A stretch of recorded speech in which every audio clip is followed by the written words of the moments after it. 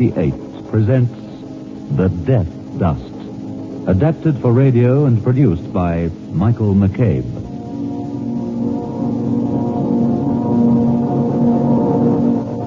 The Death Dust.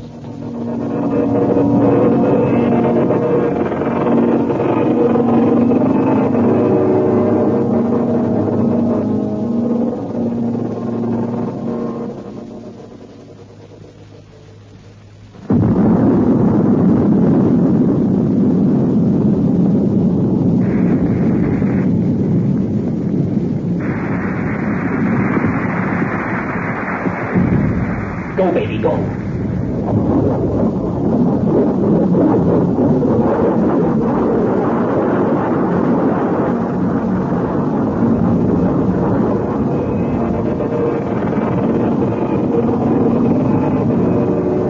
We in a moon rocket or we in a balloon?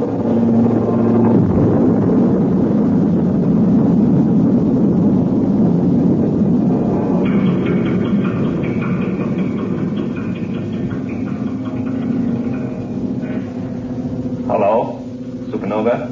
Central Control, we have taken over. Do you read us, Major Casey? Loud and clear. Go ahead. You all right? Fine. How do we look on the scopes? Fine. You look green. Green as a cotton-picking emerald. Straight across the board. You've got escape velocity now. You can't possibly fall back. If your moon homer works, you're in.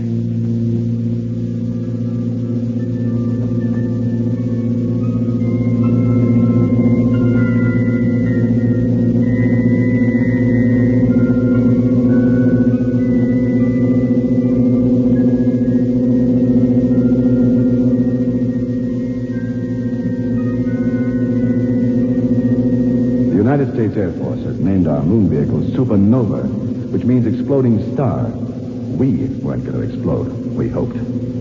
Cape Kennedy, Florida. The countdown began at 4 o'clock in the morning. There were 3 of us. Major Dick Rivero, co-pilot and astrogator. Dr. Charles Ferris, our medical and human factors specialist. And myself, Major James Casey, aircraft commander. The Supernova was designed to send 3 men to the moon and back. I couldn't have asked for a better crew. Charles Ferris, a thin-faced, solemn little guy with a dry sense of humor, was what the USAF calls a quiet tiger. When the heat was on, he just wouldn't quit. Major Rivero was a jet bombardment expert. He flew fighters in Korea. Altitude 900 miles, speed 35,000 feet per second, cabin pressure normal. Everything's in the green, Skipper. My mouth was too dry to spit. Doc Ferris was the coolest, but he could afford to be. The only person who'd miss him if our bird wandered off towards the sun was a certain brunette who owned a smelly Great Dane and drove a sports car 100 miles an hour. Well, she'd grieve for Ferris for exactly 1 week, I decided. Major Rivera was married. And me? Well, there was Hank. Hank's my boy. He's 11. Since his mother died, we've been living out of the same barracks bag, and we kind of like one another. Brother, what's that? Africa? That's Africa. Sahara. Looks like a rug. This is a site that should be reserved for God. I hope Dr. Werner von Braun is right. Right about what? He wrote a science fiction story about the moon. Said there was no dust, not a speck. People ran around with wheelbarrows gathering rocks. It was a ball. In 2 3/10 days, we'll know if the good doctor's right. 500,000 miles. A round trip. Oh, I wish they could see me now back on the farm.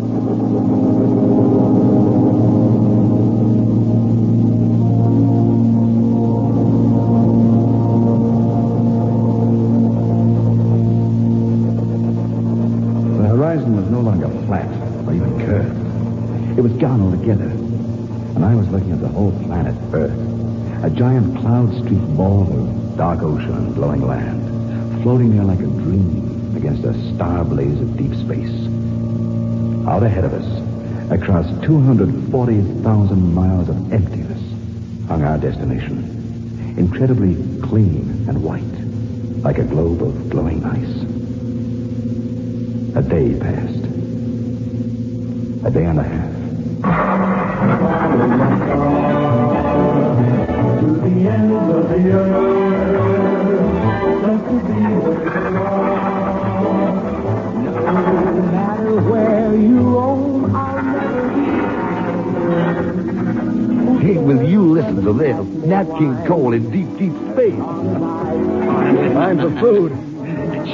Food is no treat, not anymore. When you're weightless, to squeeze the stuff down your throat out of plastic tubes, it's like eating toothpaste.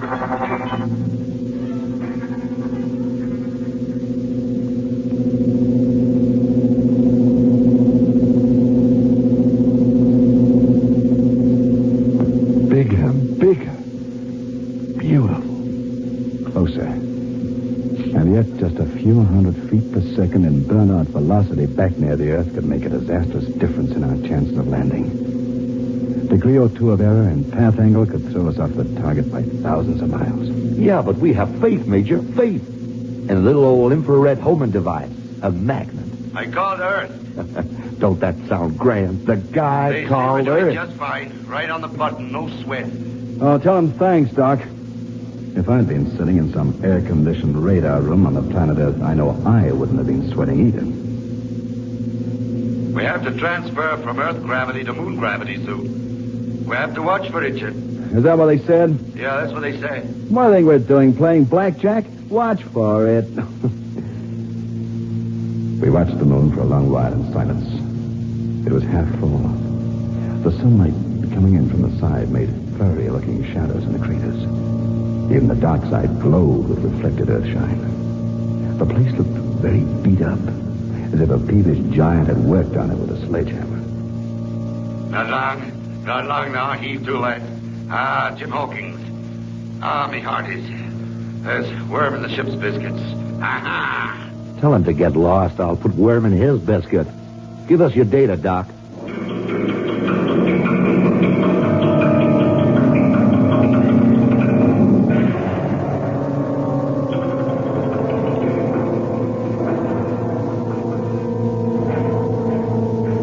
Brother, look at the moon.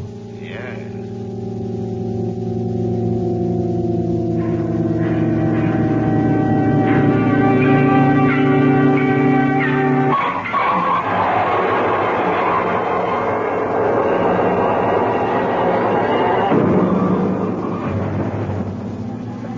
There goes our guidance rocket. We've made it, you guys. Our Homer just locked onto the moon. We haven't got it made. We have a chance to make it. There's a difference. The moon. Men through all ages had looked at the moon, marveled at the cold, virginal beauty of the moon, wondered what was on the moon, in the moon. And we were coming down on the moon. Down in one corner of a flat area, which the astronomers call a mare imbrium. It looked like a mud flat after a bunch of kids has tossed a load of junk into it. There were strings of tiny holes, such as water droplets would make. There were cozy cups like the imprints of pebbles. And there were wide pie crust craters. The whole area was baked hard and white. Let's get into our helmets. I don't look for any emergency on the landing, but we have to be ready in case. I turned the X-15F around, using the hydrogen peroxide jets in the nose and wings.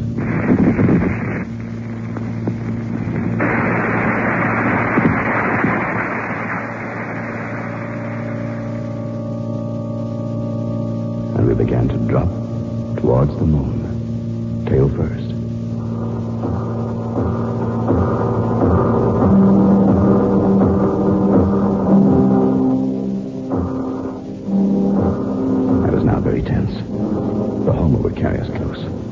I'd take it on annually for landing. The surface was now like the California desert. The sun's rays were horizontal. The pits that had seemed like water droplets were now half a mile wide. The pie crusts were now cliffs reaching up towards us.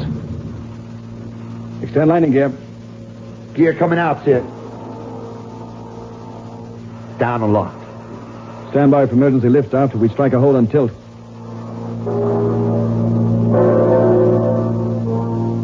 We approached the surface.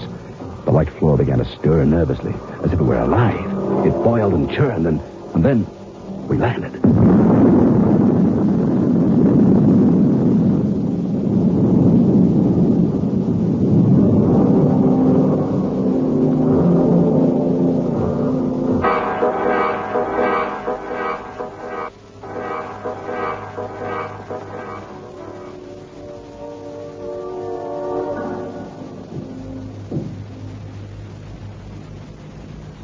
Don't look now, because you can't see a thing. But I think we just landed on the moon.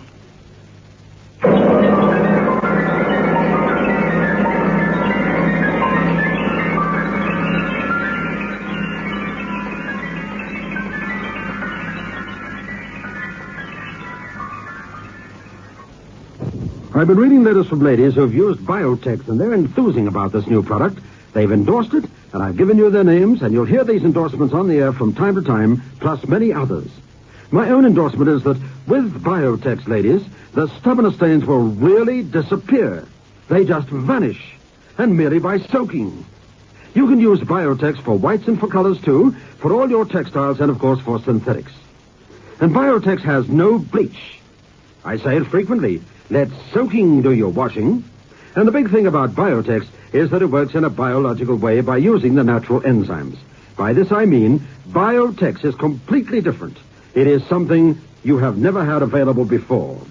Now, its name is Biotex. And no matter where you live in this country, you can buy Biotex for yourself and for your family.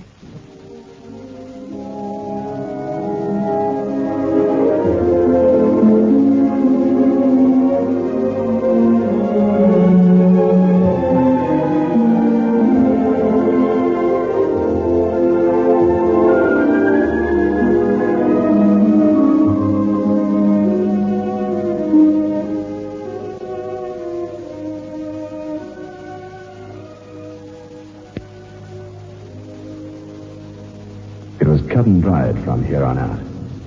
We were programmed to spend exactly 14 hours on the moon. And every minute of that time was covered in our checklist. We'd flipped coins back on Earth to see who was going to be first man to stand on the surface. I'd won.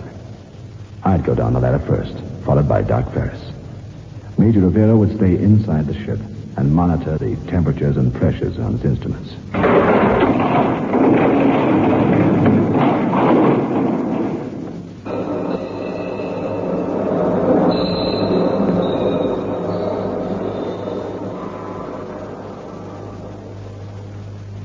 Okay, Doc Ferris. Come on down. Coast is clear. Clear? You call this clear? Of course it's clear. There's no dust out there. It's your imagination. Dust? There was a fog of dust. Blinding. Fine as talcum powder. And since there was no atmosphere and very little gravity as compared to Earth, it merely hung there, glowing and opaque in the brilliant sunshine. I didn't know then about that dust. I just felt excited and wonderful. Hey, you guys. Seen any little polka-dotted men yet? All right. You watch the gauges. We'll take care of the sightseeing. Your turn's coming. Any green cheese lying around? All right, all right. Quiet. So quiet. No air to transmit sound. It's afternoon at the Yankee Stadium. Wonder how Mickey Mantle's doing at bat. The peaks that rose into the black velvet sky were like molten bronze in the level sunlight. The stars were like tiny clusters of diamonds. Mantle should hit one out here. He'll probably drive it into lunar orbit.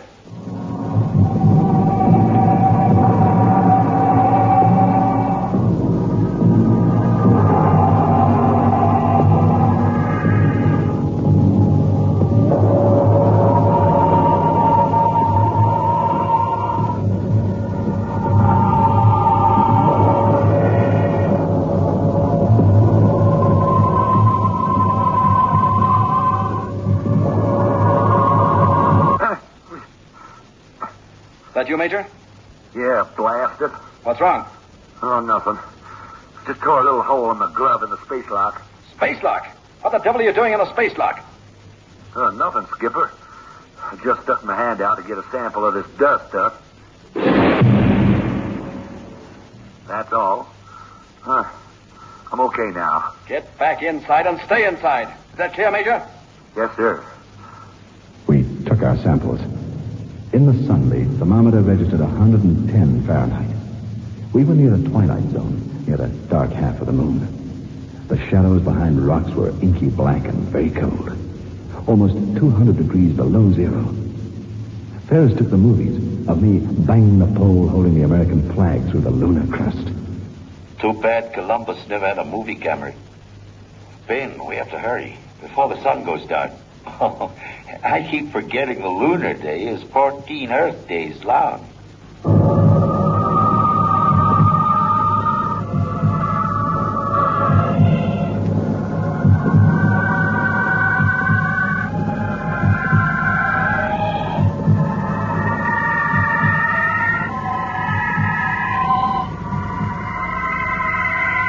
We dug through the cushion of white dust and brought up some rock samples which looked like limestone.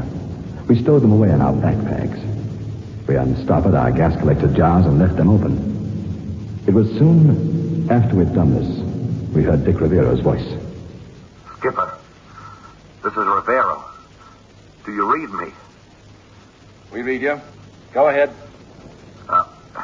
You guys about through out there? Pretty near. Why? Well, hurry it up, will you?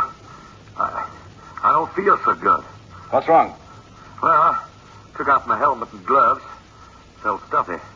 I couldn't see to breathe right. Now, well, I feel I might be going to throw up. There's a queer rash come on my hands. Hold it, Dick. We're coming in.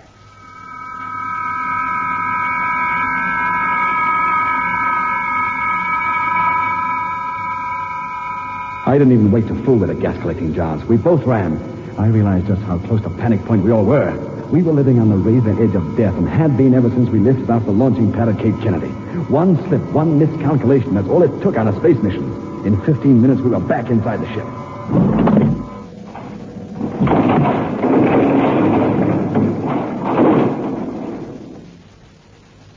When I saw Dick Rivero sprawled on his counter seat with his helmet up, I knew it was very bad. His face was bright red as if he'd spent the whole day in the broiling sun. Eyes hollow. They burned feverishly. I was helmeted, so I couldn't hear his voice, but I saw his lips, and they were saying, dust, dust, dust. I saw the stuff then. It was all over the cabin, as if somebody had busted open a sack of flour. Ferris pushed past me, lifted Rivero's left hand. I had to bite my lip to stop myself from screaming. The hand was horrible to look at, swollen and blackened like the paw of some animal. Doc, what is it? I don't know. Anaerobic bacteria, possibly. Symptoms are like hemorrhagic fever. I saw it in Korea. Is there an antidote? I got some serum that might help. His hand... In Korea, the fever broke all the blood vessels under the skin. Can the serum really help? Look at him. There's only one way to find out whether the serum will help. Let's try it. The dust, it's all over the place. Yeah. The place is a bit messy. But we have no choice, have we? Then, he did one of the bravest things I've ever seen a man do.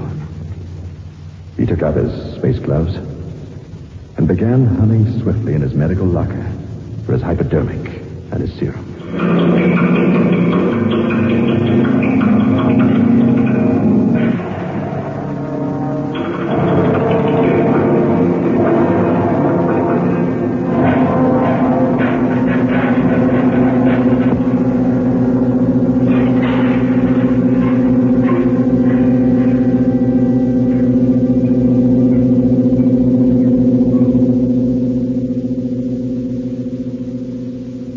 I'm inbound now for Earth. I was able to blast off alone. Dick Rivero couldn't help me because he was dead. The serum which had relieved hemorrhagic fever in Korea had done him no good at all. Ferris had given his own life for nothing. A few hours after we had left the surface of the moon, Chuck's own hands got pink and then red. Then they blistered and blackened. And we knew, too, that he was going to die. On his helmet radio, he told me about the bacteria or virus or whatever it was that filled the white dust. Must be almost impossible to kill, Ben. Otherwise, you could never have survived the heat and the cold of the moon's surface. Attacks human tissue. Frightening speed, Ben. Perhaps kills animals, too. Plants. Everything. Anything living. Ben, if it reaches Earth, if you take it in, you may turn our Earth as white, as barren, as the moon. Then he pulled his helmet off. I guess he just didn't want to die with his head in a bottle. When I saw his face, I had to shut my eyes.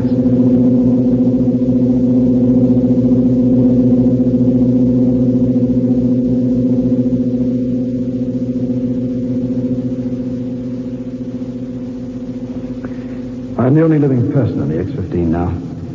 I've been in radio contact with Earth for some time. I've explained the danger of the white dust. At first, they suggested burning the ship immediately after landing. But while they talked, I looked out and saw the dust clinging to the X-15F in the vacuum of space. If I use reverse rockets to slow down and enter the Earth's atmosphere at a moderate speed, some of that white death might blow off and sift down on the green continents as I wheeled around in orbit prior to landing. No.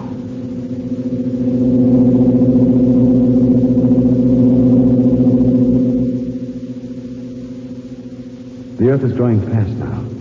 It fills the sky. I have not fired my retro rockets. I have not turned the X-15F around so they could not reduce my speed. I'm coming in nose first, and the Gulf of Mexico is dead ahead.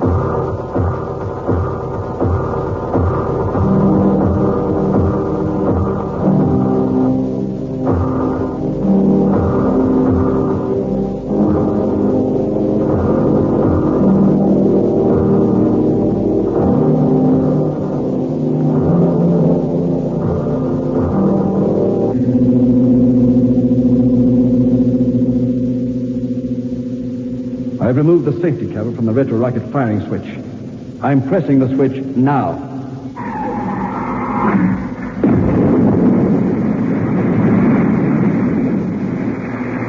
I feel my body sag heavily back into the contour chair. The rockets do not act as a brake.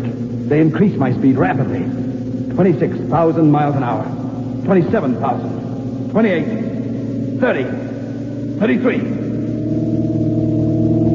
It will be quick. A sudden smear of meteor fire and then nothing. But I've beaten the deadly stuff from the white dust of Luna. None of it, not one atom will reach the planet Earth. Now, I'm thinking of Hank, my son. I brace myself. I lean forward. I do not shut my eyes.